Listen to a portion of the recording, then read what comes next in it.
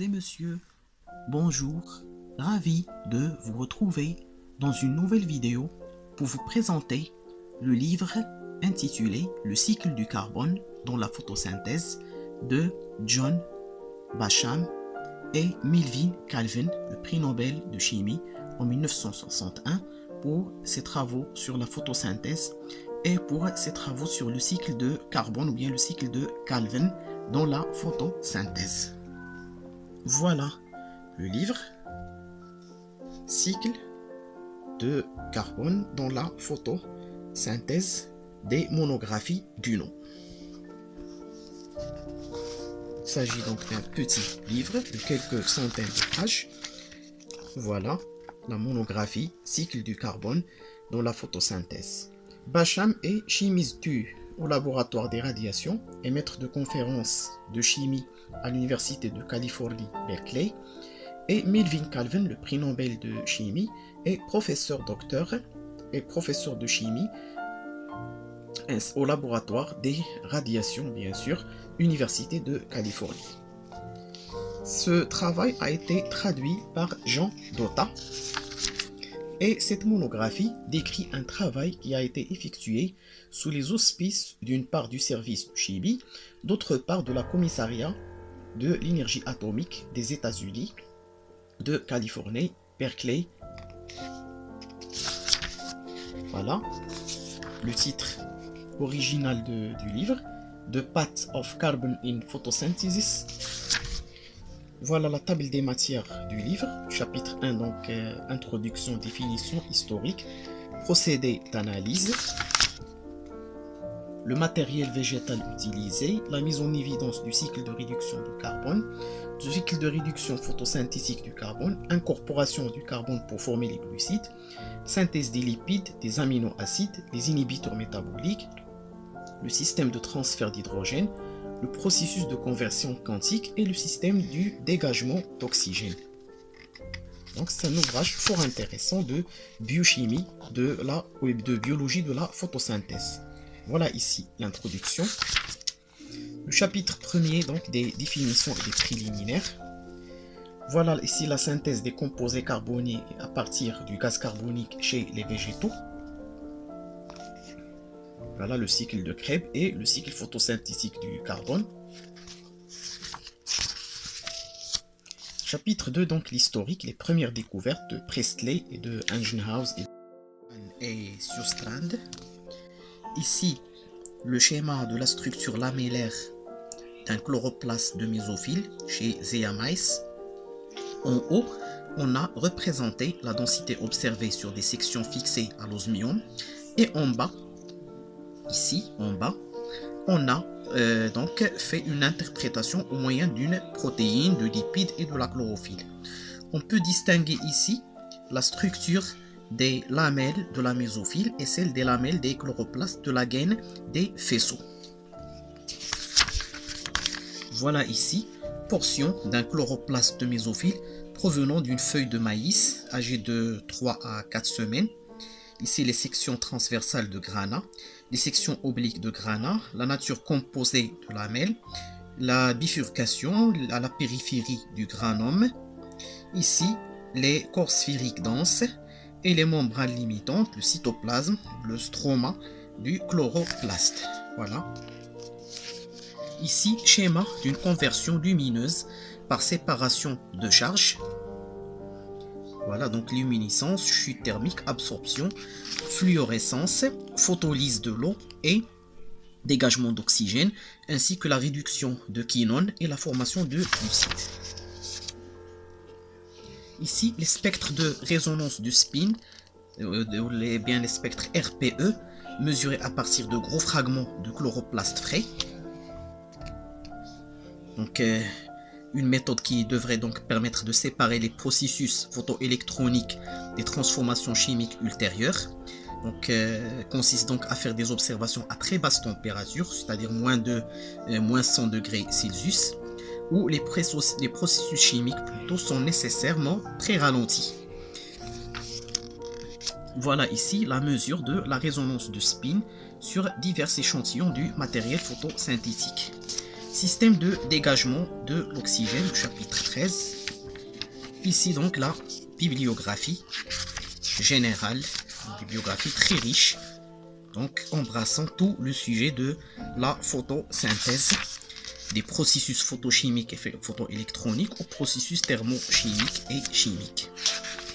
Nous arrivons donc à la fin de cet ouvrage et nous vous remercions de votre attention et nous souhaitons de nous attendre pour une nouvelle vidéo. Merci et à bientôt. 845, Meyer a identifié la lumière comme la source d'énergie du processus photosynthétique et il devient alors possible de formuler la réaction globale de la photosynthèse comme étant une transformation de gaz carbonique, d'eau et d'énergie lumineuse en oxygène et en matière carbonique. Les premières théories chimiques de la réduction du carbone dans la photosynthèse, donc de von Liebig, de Adolf von Baeyer, le prix Nobel de chimie en 1905. Voilà. Donc, grâce à des expériences par le marquage du CO2 par le carbone 14. Ici les théories de Blackman, les travaux de Wilsaster, le prix Nobel de chimie en 1915 et Stoll en 1918.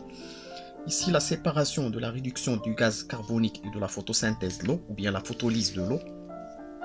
Première expression, classification de la biochimie comparée. Donc, la définition de Von Niel de la photosynthèse comme une oxydoréduction biologique consistant en un échange d'atomes d'hydrogène entre les molécules de l'eau et le gaz carbonique. Aussi les travaux de Wieland, d'un prix Nobel de chimie également en 1927 pour ses travaux sur les acides et les sels biliaires. Les travaux de Kluivert aussi, de Thunberg, de Donker. Ici la réaction de Hill. Expérience à l'aide des isotopes de l'oxygène, isotopes lourds de l'oxygène, et les échanges isotopiques entre l'eau et le bicarbonate, les expériences de Ruben et Kamen en 1944.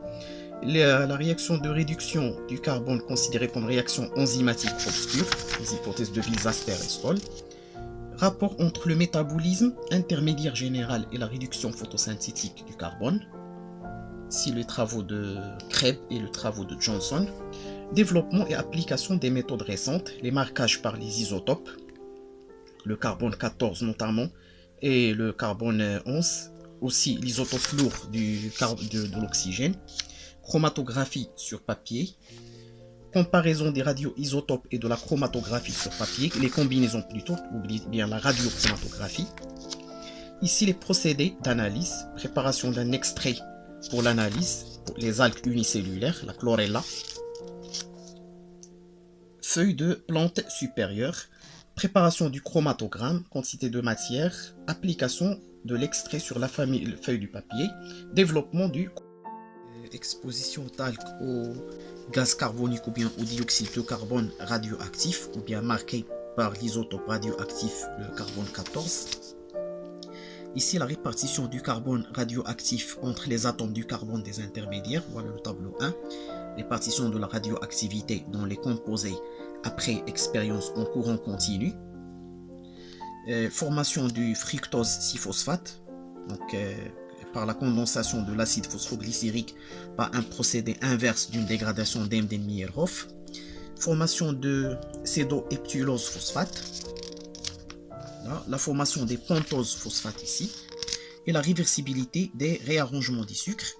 Voilà la redistribution du carbone par réarrangement de sucre. Expérience de saturation au carbone 14, modification du régime permanent et phénomène transitoire. Voilà l'appareillage utilisé ici. Et la méthodologie de l'expérience.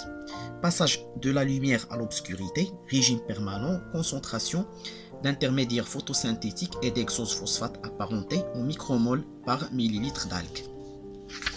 Voilà ici la formation du, bien sûr, les variations de la concentration de l'acide phosphoglycérique, la PG, et du rudi. par passage de lumière, donc obscurité.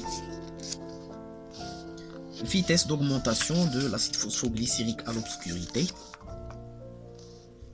Et voilà ici le pool métabolique et les variations du volume en fonction de la pression partielle du CO2 à 6 degrés Celsius.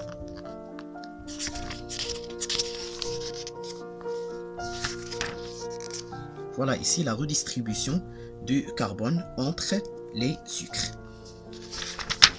Le chapitre 6 ici, le cycle de réduction photosynthétique du carbone. Voilà l'expression. Ici les enzymes du cycle, les carboxydismutases. Voilà le cycle de réduction photosynthétique du carbone. La phosphoglycérylkinase, la triose phosphate déshydrogénase, la triose phosphate isomérase, l'aldolase, la phosphatase, selon les travaux de Gomori et Racker, la transcétolase, la transaldolase, la phosphoribose isomérase, la ribulose phosphate xylose phosphate isomérase et la phosphoribulokinase. Ici les considérations énergétiques, donc les calculs d'énergie et donc les... Voilà ici donc le chromatogramme dans une cuve à chromatographie. Et ici donc l'autoradiographie caractéristique d'une expérience de photosynthèse. Voilà donc l'acide glycolique, l'acide malique, l'acide pépurivique, l'acide aspartique, la sérine, les acides aminés, la glycine, les sucroses, les trioses P, l'alanine. Voilà ici la fructose P, les cédoheptulose P, le glucose, le ribulose diphosphate, le glucose P, les syndesmus 60 Svedberg. Ici donc autre méthode utilisée comme la chromatographie sur papier et comme le fingerprint. Ici l'autoradiographie. La séparation ultérieure des composés confondus. Donc par la chromatographie sur papier filtre Wattmann. L'identification des composés radioactifs donc par la position du composé sur le chromatogramme. Et les transformations chimiques, les recromatographies, les co-chromatographies. Voilà. Et les cartes chromatographiques. Ici donc les méthodes de dégradation. Voilà la carte chromatographique ici. Voilà la suite. Et la carte chromatographique, les variations du pH de l'origine représentées par des traits continus plus acides ou brisés moins acides. Voilà donc le glucose, l'étude de glucose, le fructose, le ribulose, le CD-heptulose, l'acide glycérique et d'autres composés, notamment les acides aminés. Chapitre 4, le matériel végétal, caractères communs et différences. Avantages offerts par les algues unicellulaires, les méthodes de culture et les espèces utilisées, l'importance des conditions de croissance reproductible et ici la composition du milieu de culture. Densité cellulaire variable, ici pour la densité cellulaire constante, ici l'appareil de culture d'algues à densité constante. Chapitre 5, donc la mise en évidence du cycle de réduction du carbone, variation en fonction du temps du mode de marquage du carbone, ici généralité. Expérience en régime instable, l'acide 3-phosphoglycérique, premier produit formé, formation du sucre phosphorylé, l'assimilation du carbone et le processus cyclique, et l'étude sur les feuilles. Voilà l'expérience en régime permanent. Ici, système A, écoulement pour de courtes calcul d'énergie, des réactions enzymatiques, transformation du glucose en acide pyruvique. Ils sont donc fondés sur les calculs publiés par Burton et Wilson, ainsi que Burton et Krebs. Donc la méthode de ces auteurs consiste à calculer les énergies libres de tous les composés du glucose au pyruvate aux concentrations plutôt de 10 à la puissance moins 2 molal, solution dans l'eau, et à pH égale 7 et à pression partielle d'oxygène égale 0,21 atmosphère et du CO2 0 atmosphère,05. Voilà, donc des énergies libres de formation des intermédiaires dans le cycle de réduction du carbone. Voilà ici. Donc, les valeurs nécessaires sont nécessaires à la formation non cyclique du produit final. Ici, le chapitre 7, l'incorporation du carbone pour former des glucides. Donc le cas du sucrose. Voilà la structure proposée pour le sucrose phosphate et le mécanisme proposé pour la formation du sucrose avec l'uridine diphosphate glycérate. Voilà. Le chapitre 8, donc la synthèse des lipides, des acides gras. Ici, donc la synthèse du glycérol. Le chapitre 9, donc la synthèse des aminoacides. Le chapitre 10, les inhibiteurs donc, métaboliques, notamment les ions mercuriques, l'hydroxylamine, la cyanide et l'azide. Donc, ce sont des puissants donc, inhibiteurs de la photosynthèse et d'autres processus cellulaires.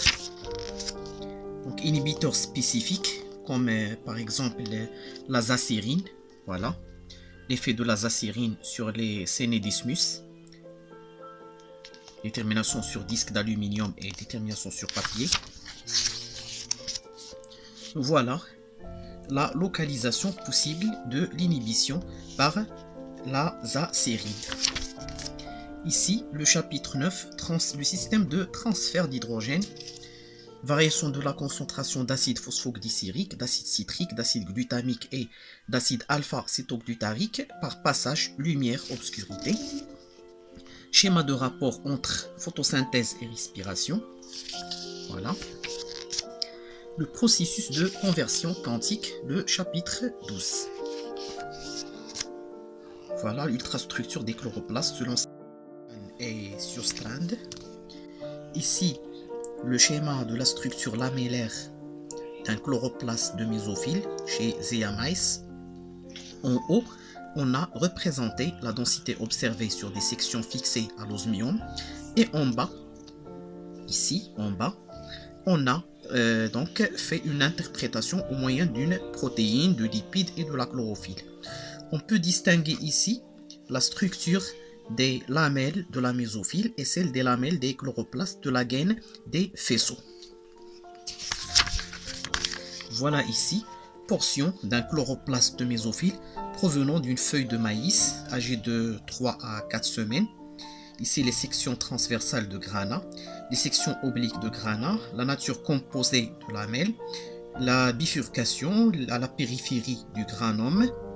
Ici, les corps sphériques denses et les membranes limitantes, le cytoplasme, le stroma du chloroplaste. Voilà. Ici, schéma d'une conversion lumineuse par séparation de charges. Voilà, donc luminescence, chute thermique, absorption, fluorescence, photolyse de l'eau et dégagement d'oxygène, ainsi que la réduction de quinone et la formation de glucides. Ici, les spectres de résonance du spin, les spectres RPE, mesurés à partir de gros fragments de chloroplaste frais. Donc, une méthode qui devrait donc permettre de séparer les processus photoélectroniques des transformations chimiques ultérieures. Donc, consiste donc à faire des observations à très basse température, c'est-à-dire moins 100 degrés Celsius, où les processus chimiques plutôt sont nécessairement très ralentis. Voilà ici la mesure de la résonance du spin sur divers échantillons du matériel photosynthétique. Système de dégagement de l'oxygène, le chapitre 13. Ici donc la bibliographie générale, une bibliographie très riche, donc embrassant tout le sujet de la photosynthèse, des processus photochimiques et photoélectroniques aux processus thermochimiques et chimiques. Nous arrivons donc à la fin de cet ouvrage et nous vous remercions de votre attention. Et nous souhaitons de nous attendre pour une nouvelle vidéo. Merci et à bientôt.